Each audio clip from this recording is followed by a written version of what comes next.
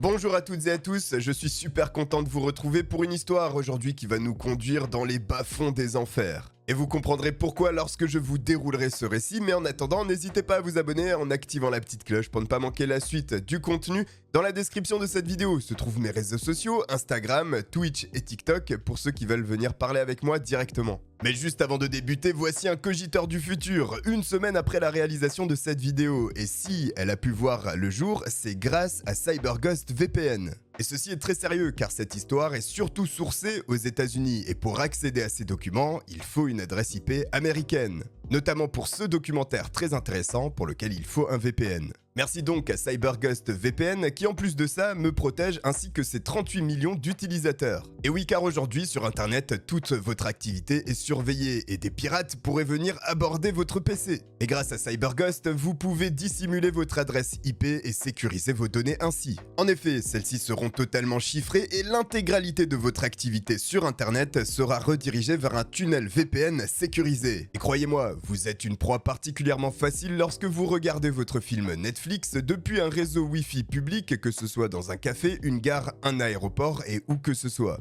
Et grâce à CyberGhost, vous êtes protégé. Et tiens, puisqu'on parle de Netflix, là aussi, il joue un rôle. Grâce à ce VPN, vous allez pouvoir accéder à tout le contenu disponible dans le monde entier, y compris le catalogue américain de Netflix. Et croyez-moi, celui-ci est beaucoup plus important que le français avec quasiment 2 fois plus de films. Mais pas seulement, vous pourrez vous rendre sur toutes les autres plateformes de streaming, que ce soit Amazon, Disney+, Hulu ou même Tubi pour The Acid King. Et franchement, c'est hyper simple d'utilisation, en 1 ou 2 clics, vous vous connectez à l'un des 7200 serveurs présents dans plus de 90 pays et le tour est joué. Et c'est peut-être pour cette raison que CyberGhost VPN est noté 5 étoiles sur Trustpilot par plus de 14 000 utilisateurs. Mais ils sont aussi recommandés par des grands sites spécialisés en informatique tels que Clubic, Frandroid, Presse Citron ou le Journal du Geek. Et c'est disponible sur toutes les plateformes, Windows, Mac, Android, etc. Avec un seul abonnement, vous pouvez installer 7 appareils dessus et c'est donc disponible pour toute une famille par exemple. Ou alors pour vos amis, mais moi je suis un vrai rat personnellement, je les laisse se débrouiller tout seuls. Et avec mon lien que vous trouverez en description, vous bénéficierez de 84% de réduction pour seulement 1,94€ par mois et 4 mois gratuits. Et tout ceci sans risque, puisque vous bénéficiez de 45 jours satisfaits ou remboursés et de la présence 24 heures sur 24, 7 jours sur 7 des équipes support de CyberGhost VPN. Et bah alors c'est pas beau tout ça? Allez on va cliquer! Ceci étant dit, désormais plongeons en enfer.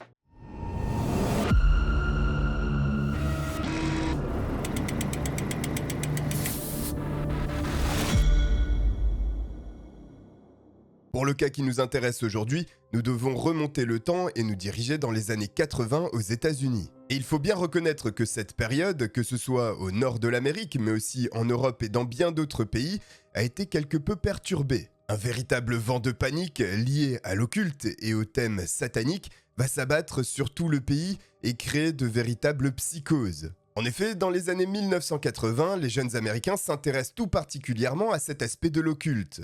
Et ce, notamment à travers des livres, des jeux et la musique, le heavy metal principalement. Et il faut bien reconnaître que des groupes de musique comme Venom et leur titre Possessed, traduit littéralement par possédé, ne sont pas là pour rassurer les parents. Car oui, cette panique satanique n'est pas due aux jeux de rôle ou encore au heavy metal, mais bien à des craintes irrationnelles de la part des parents des jeunes Américains. Ceux-ci pensent que leurs enfants, parce qu'ils s'intéressent au diable, vont dévier vers des pratiques telles que la consommation de drogue, la mutilation ou bien même le sacrifice humain. Ceci a généré une véritable fracture générationnelle au sein de nombreux foyers américains. D'autant plus que cette crainte généralisée des parents sur l'aspect du satanisme n'a jamais été justifiée par des faits. En tout cas, jusqu'à l'année 1984.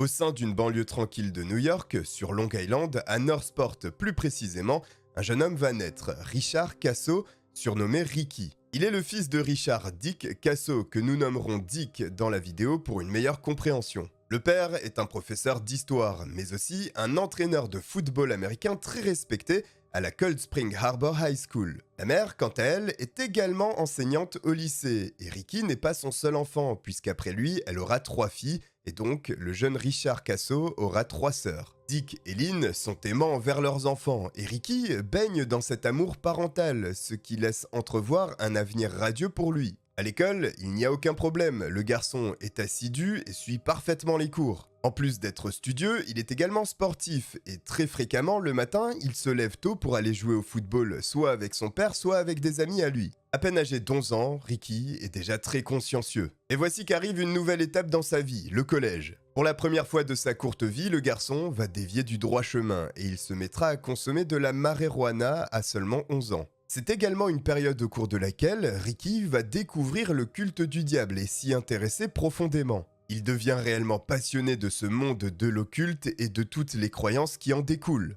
Et pour autant, ceci n'empêche pas Ricky de continuer à progresser dans son parcours scolaire et à pratiquer le football. D'ailleurs, c'est sur un terrain, au cours d'un entraînement, alors qu'il est âgé de 13 ans, qu'il va rencontrer l'un de ses meilleurs amis, Jimmy Troiano. Et Jimmy ressemble beaucoup à Ricky. Lui aussi est un athlète prometteur, mais qui commence petit à petit à se rebeller envers l'autorité parentale. Principalement en réalisant ce qui est interdit par ses parents et en consommant de la drogue. Simplement, Jimmy lui est allé un peu plus loin, à un tel point qu'il s'est retrouvé dans un centre de correction pour mineurs. Il y a passé près d'1 an, et s'il s'est retrouvé enfermé là-bas, c'est parce qu'il avait vendu et consommé aussi du LSD, autrement dit de l'acide. Et le LSD, ce n'est pas n'importe quelle drogue, c'est un puissant hallucinogène qui va venir brouiller la perception de la réalité de la personne qui le consomme. Il s'agit d'une substance de synthèse, la plupart du temps produite dans des laboratoires clandestins et vendue à des personnes qui recherchent une expérience mystique à travers des hallucinations.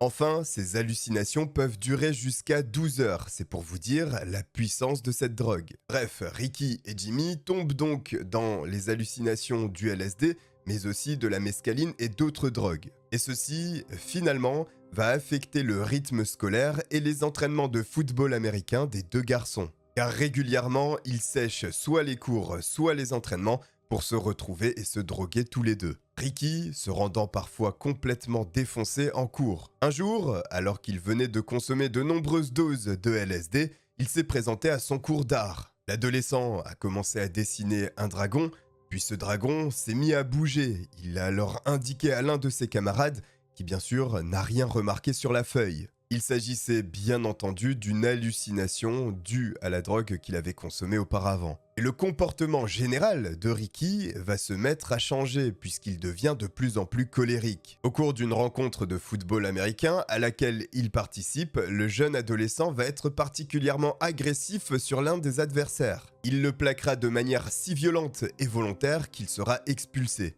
Et cet incident semble plus déplaire à Dick, le père de Ricky, qu'au garçon lui-même. En effet, qu'il s'agisse de Ricky ou de son ami Jimmy, aucun des deux n'a jamais réellement apprécié le football américain. Si les deux garçons se retrouvaient sur des terrains d'entraînement et à des rencontres, c'était surtout de la volonté de leur père qui les obligeait à jouer. Durant les années qui suivent, la drogue va finalement prendre le pas sur le sport. Ricky et Jimmy vont s'éloigner peu à peu non seulement des entraînements de football américain, mais aussi de l'école. Et c'est à l'âge de 16 ans que Ricky abandonne définitivement le lycée. Mais cela ne l'empêche pas pour autant de rester très populaire. En effet, la notoriété de Ricky est grande, notamment par sa consommation de drogue, mais aussi sa vente. Tout le monde sait, et notamment les adolescents du coin, que Ricky se balade avec de nombreuses doses de drogue sur lui, et par moments, lorsqu'il en a consommé lui-même, il en distribue gratuitement. C'est ainsi que dans la rue, il finit par gagner son surnom d'Acid King. Ayant abandonné l'école et consommant énormément de drogues hallucinogènes, désormais, l'intérêt de Ricky pour l'occulte et le satanisme va s'amplifier. Des anciens camarades de sa classe l'ont déjà croisé dans un cimetière où il avait consommé énormément de doses de LSD pour tenter d'entrer en contact avec Satan. Ricky a également été aperçu dans le bois d'Azteca. C'était l'une de ses destinations favorites lorsqu'il était sous l'effet des substances, bien évidemment, pour là aussi essayer d'entrer en contact avec Satan. Et il semble qu'à cet endroit, Ricky réussissait à communiquer avec les enfers. Il explique que Satan se présentait sous la forme d'un arbre géant et brillant. Les personnes autour du garçon essayent de comprendre ce qu'il a vu, certainement par curiosité et par amusement. Mais Ricky n'apprécie pas trop en parler, parce que justement, il n'a pas l'intention d'amuser la galerie, qui plus est lorsqu'ils le prennent pour un fou. Mais il faut dire que le comportement de Ricky n'aide pas à croire l'inverse. En plus de se balader dans des cimetières ou bien dans des bois sous l'effet des substances qu'il a ingérées, il se balade en pleine rue en criant à tue-tête. Et ces comportements curieux sont nés aussi, et vous le savez, de cet intérêt pour l'occulte et le satanisme. Ricky se nourrit de nombreux livres, comme la Bible satanique, mais ce n'est pas cette source d'information qui sera la principale pour lui. Ce sera la musique, et notamment le heavy metal. Les paroles prononcées dans ses chansons et ses couplets sont de véritables croyances pour Ricky. D'ailleurs, son apparence se met à changer au gré de son écoute des différents groupes de heavy metal. Il se laisse de plus en plus pousser les cheveux et ne porte plus qu'exclusivement des t-shirts à l'effigie des groupes de métal qu'il écoute. Mais l'attitude de Ricky se dégrade de plus en plus et cela devient insupportable pour ses parents et notamment son père Dick. Ce dernier voit son enfant sombrer petit à petit en quittant l'école d'abord, en consommant de la drogue aussi et en participant à des cambriolages également. Bien entendu, ses parents tentent de le raisonner, mais il n'y a rien à faire. Ricky est complètement enfermé dans ses pensées. Il déclare même, droit dans les yeux à son père, qu'il aime le monde imaginaire de la drogue, que rien ne pourra l'en empêcher, qu'il aimait ça. Ces paroles effraient les parents, d'autant plus lorsqu'ils retrouvent dans la chambre de leur adolescent de nombreux objets liés à l'occulte ou même le matériel de drogue de Ricky. Ce dernier, d'ailleurs, n'hésite pas à inquiéter de manière régulière sa propre mère. Il lui indique notamment que mettre fin à ses jours est la plus puissante des défonces. Suite à ces paroles, il met en scène un faux suicide pour faire battre le cœur de sa mère. Il est réellement invivable, ce qui a pour conséquence de faire craquer régulièrement ses parents qui n'hésitent pas à le mettre à la porte. Ricky est donc par moments quasiment SDF. Il vit dans des voitures, dans des garages, des arrière-cours, des bois, là où il peut dormir. Mais ces conditions de vie n'empêchent aucunement Ricky de continuer à s'impliquer dans le monde de l'occulte et des drogues. Il va même proposer à l'un de ses amis de créer une secte. C'est ainsi que l'organisation des Chevaliers du Cercle Noir voit le jour. Le culte est composé de 4 personnes. Bien entendu, le fondateur, Ricky Kasso, Jimmy Troiano, Gary Lowers et Albert Quinons. Malheureusement, les premières victimes de ces 4 garçons au sein de cette nouvelle secte seront les animaux, puisqu'il y aura des rituels qui consisteront à découper et à brûler ces pauvres bêtes. À partir de ce moment, Ricky n'a presque plus aucun contact avec ses parents. Il ne s'adresse plus qu'à eux pour 2 raisons, lorsqu'il est malade ou lorsqu'il a des soucis judiciaires. Et ce sera le cas à la fin de l'année 1983, lorsque Ricky sera interpellé parce qu'il était en train de creuser dans une tombe pour exhumer un crâne. Celui-ci avait vocation à être utilisé lors de l'un de ses rituels, mais il a été arrêté avant et incarcéré durant 1 à 2 jours. Quelque temps plus tard, Jimmy sera à nouveau interpellé, mais cette fois-ci pour des faits un peu plus graves, un cambriolage. Il sera condamné à 8 mois d'emprisonnement. Ses parents souhaitent à tout prix qu'il passe par une désintoxication. À sa sortie de prison, le jeune homme est envoyé directement à South Oaks, un hôpital qui détient un programme de désintoxication.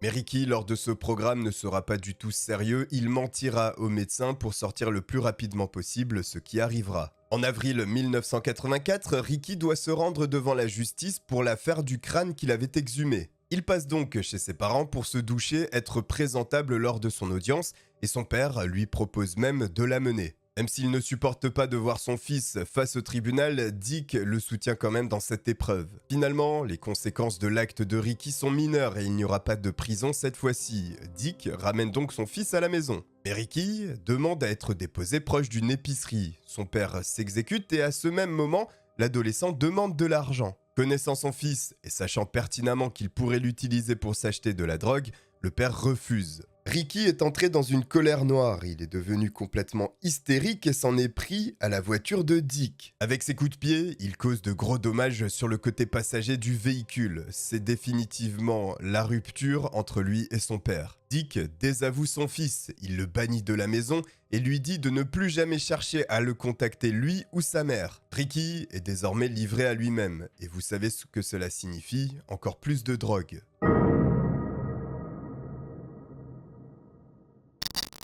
Dans le bois d'Azteca, une grosse fête est organisée avec beaucoup de drogue et s'y trouvent notamment Ricky et Gary. Bien entendu, Ricky étant le roi de l'acide, il ne pouvait pas venir les poches vides et il a ramené énormément de drogue. Et ce soir-là, Ricky, Gary et ses amis n'ont pas fait que vendre des substances, ils les ont également consommées et en grande dose. À tel point que Ricky a fini par s'évanouir complètement défoncé en plein milieu de la fête. Le jeune homme est allongé là, par terre complètement inconscient. Gary, son ami, souhaite encore plus de substances car il n'en a plus, mais le seul à qui il en reste, c'est Ricky. Sauf que Ricky est inconscient. Et Gary en veut plus, il veut continuer à fêter, alors il va se servir directement dans les poches de Ricky qui ne sent absolument rien et il va prendre 10 doses. Le lendemain matin, lorsque les fêtards émergent, l'un d'entre eux se dirige vers Ricky et il lui indique qu'il a aperçu Gary se servir directement dans ses poches alors même qu'il était inconscient. Lorsqu'il apprend cette nouvelle, le jeune homme voit rouge et il confronte immédiatement son ami Gary. Il lui explique qu'il a deux choix, soit lui rendre les doses qu'il lui a volées, soit lui rembourser le montant de celle-ci. Mais Gary nie avoir volé quoi que ce soit. Ricky ne le croit absolument pas et se met à le tabasser. Sous la pluie de coups, Gary finit par rendre 5 doses qu'il avait volées la veille à Ricky. Mais il en manque encore 5 et celles-ci il les a consommées. Il doit donc $50 à Ricky. Gary promet donc qu'il va le rembourser, il va aller emprunter de l'argent à ses parents pour lui rendre. Mais le jeune homme ne va pas tenir sa promesse et il ne remboursera jamais Ricky. Et les jours qui suivent, à chaque fois que Ricky croisera Gary, il le frappera de manière violente. Il ne semble pas que les $50 soient l'élément central dans cette histoire. C'est plutôt la question du vol. On ne vole pas Ricky. Les attaques sur Gary sont de plus en plus violentes, au point que ce dernier décide d'acheter un couteau pour se protéger si Ricky dépassait les bornes. Mais il l'a fait également car lors de leur dernière confrontation, Ricky lui a indiqué que la prochaine fois ce ne serait pas simplement un passage à tabac et que ça irait plus loin. Néanmoins, les deux hommes ne sont pas prêts de se croiser à nouveau car Ricky a contracté une pneumonie et il est vraiment mal en point. À un tel niveau qu'il décide de se rendre chez ses parents alors même qu'il avait été banni quelques semaines auparavant par son père. Et bien que Dick ait renié son enfant auparavant, il ne peut pas le laisser dans cet état et bien entendu, il l'accueille chez lui. Dick et Lynn envoient leur enfant à l'hôpital pour qu'il soit soigné. En parallèle, ils exposent aux médecins les problèmes que rencontre Ricky, notamment face à la drogue, à l'occulte, etc.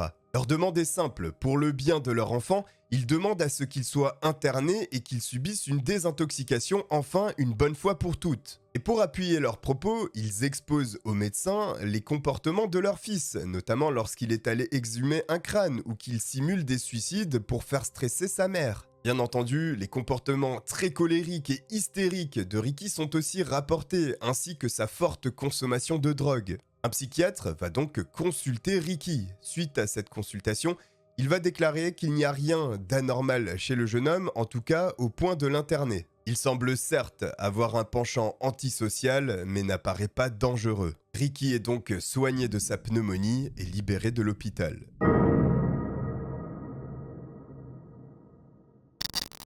Au cours de l'été 1984, durant le mois de juin, Ricky, Jimmy et Albert se rejoignent pour aller vers le bois d'Azteca et se défoncer. Alors qu'ils se préparent pour cette sortie et se diriger vers le bois, Ricky fait une requête un peu particulière. Il demande à ce que Gary soit présent. Jimmy et Albert se regardent, ils sont surpris de cette demande de la part de Ricky. Mais après tout, ils se disent qu'il a peut-être enfin et finalement oublié cet incident entre les deux. C'est ainsi que Gary accepte de rejoindre le groupe et se dirige avec eux vers les bois. Il est approximativement 20 h lorsque les 4 personnes arrivent sur les lieux et une fois qu'ils y sont, ils allument un feu de camp et se mettent à consommer les substances qu'ils ont ramenées. La veille, Ricky, Jimmy et Albert s'étaient déjà rendus à cet endroit pour faire exactement la même chose, allumer un feu de camp et passer une nuit tranquille sous substance. Mais ce soir-là, contrairement à la nuit dernière, Ricky remarque 3 corbeaux en train de survoler le feu de camp. Ils semblent comme absorbés par ces 3 oiseaux. Et la soirée continue, et les heures s'écoulant, le feu commence à perdre de sa puissance. Ricky suggère donc d'utiliser la veste de Gary pour raviver le feu. Gary s'oppose à cette idée. En revanche, il accepte de couper les manches de sa veste pour les mettre dans le feu. Quelques instants plus tard, le feu perd de sa puissance à nouveau. Et cette fois-ci, Ricky exige que les cheveux de Gary soient jetés à l'intérieur. Le jeune homme refuse catégoriquement, mais Ricky ne supporte pas qu'il s'oppose à lui. Ricky se lève donc et appelle Jimmy en renfort. Il lui ordonne de maintenir Gary au sol pendant qu'il prendra son couteau et lui coupera une touffe de cheveux. Une fois qu'il lui a coupé les cheveux, il les jette dans le feu. Jimmy relâche le jeune homme et ce dernier indique à Ricky qu'il a l'impression qu'il veut lui faire du mal. Un long silence s'installe, puis Ricky se tourne vers Gary et lui indique qu'il ne souhaite pas lui faire de mal, il souhaite le tuer. Dans la seconde, Ricky saute sur Gary. Jimmy vient l'aider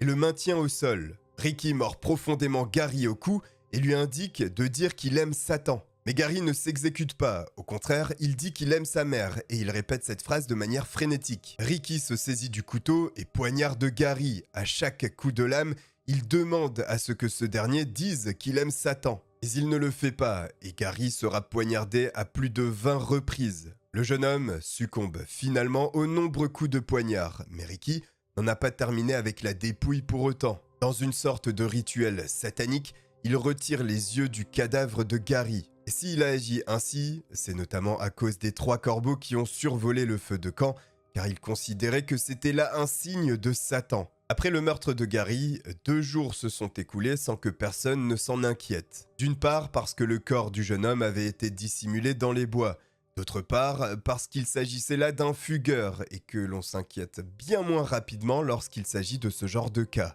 Mais Ricky a bien du mal à garder sa langue dans sa poche et il commence à se vanter du meurtre de Gary auprès de ses amis. Il leur détaille qu'un signe de la part du diable lui avait été donné cette soirée-là et qu'il avait donc exécuté les ordres de Satan. Il dit à qui veut bien l'entendre que Gary a été offert en sacrifice au diable. Et ce comportement déplaît fortement à Jimmy qui indique à chaque fois que Ricky aborde cette histoire de se taire. Il souhaite simplement oublier les événements de cette nuit-là et passer à autre chose. Mais Ricky n'est pas le genre de personne que l'on peut contrôler et il n'écoute absolument pas les recommandations de Jimmy. Un jour, un habitant de la région nommé Rich croise Ricky qui lui raconte cette histoire. Rich connaît Ricky, il sait qu'il a une secte occulte avec ses amis et que la plupart du temps il tue des animaux. Et ce dernier a beau lui raconter qu'il a commis un meurtre, Rich ne le croit en rien. Ricky propose donc à Rich de l'emmener à l'endroit où se trouve le cadavre. Rich, qui n'y croit pas une seconde et pense qu'il s'agit d'un animal,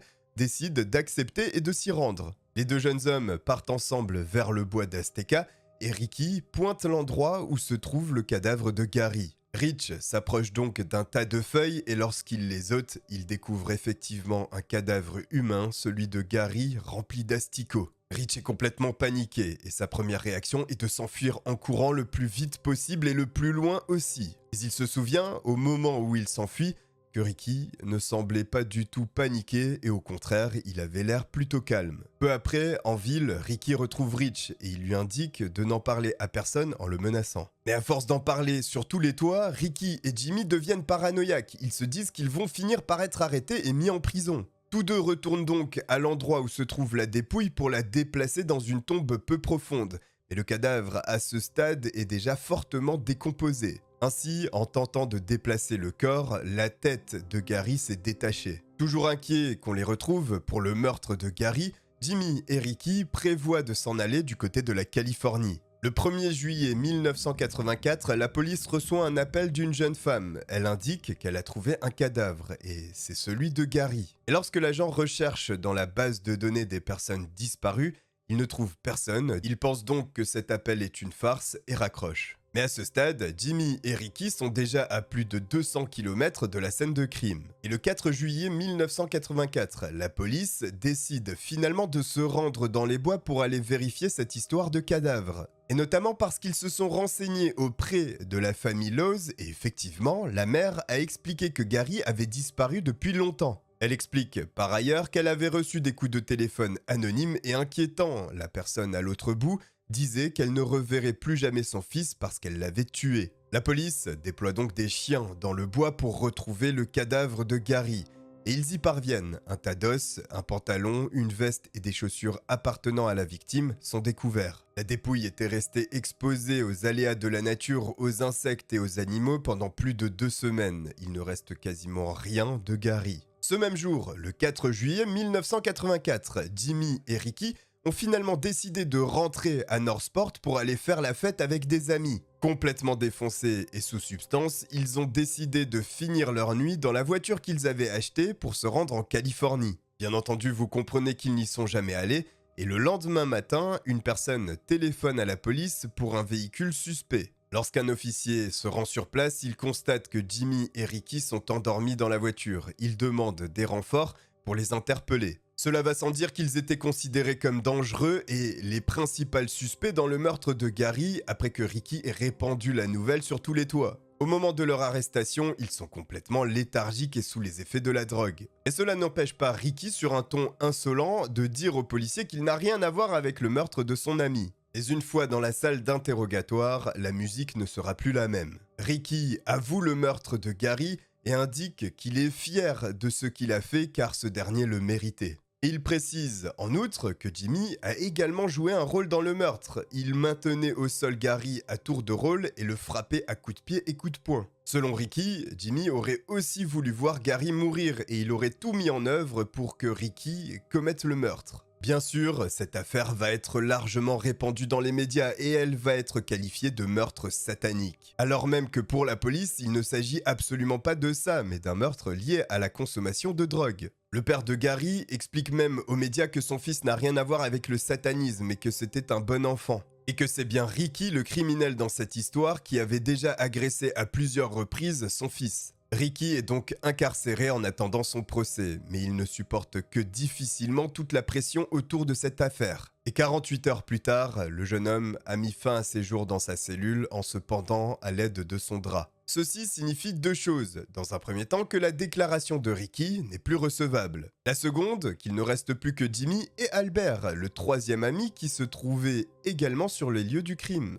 Et ce dernier, afin d'obtenir une immunité, s'est mis à parler et il a indiqué que c'était bel et bien Jimmy et Ricky les commanditaires de ce meurtre. Et il précise bien que Jimmy a participé à ce meurtre en maintenant Gary au sol et les blessures du jeune homme confirment cette hypothèse. Avec ce témoignage, Jimmy risque une condamnation pour meurtre second degré. Et l'avocat de Jimmy va démontrer qu'il est impossible de recueillir le témoignage d'une quelconque personne qui se trouvait sur ce lieu, à cause de la drogue notamment. En effet, qu'il s'agisse de Ricky, Jimmy, Albert ou Gary, tous quatre avaient consommé énormément de drogue au point d'altérer leur perception de la réalité. L'avocat soulèvera en outre de nombreuses incohérences dans le discours d'Albert. À la fin du procès, le jury se retirera et rendra son verdict. Il n'y aura aucune condamnation que ce soit pour Albert ou bien Jimmy. Et cette affaire sera réutilisée à de nombreuses reprises pour enflammer le débat houleux sur le satanisme au cours des années 80.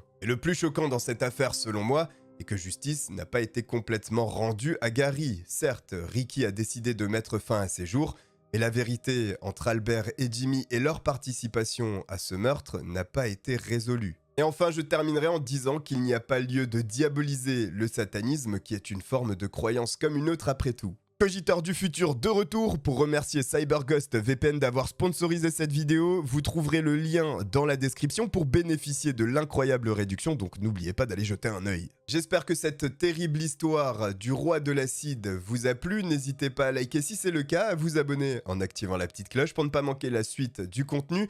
Je vous retrouve très bientôt et je vous remercie de m'avoir regardé. Ciao.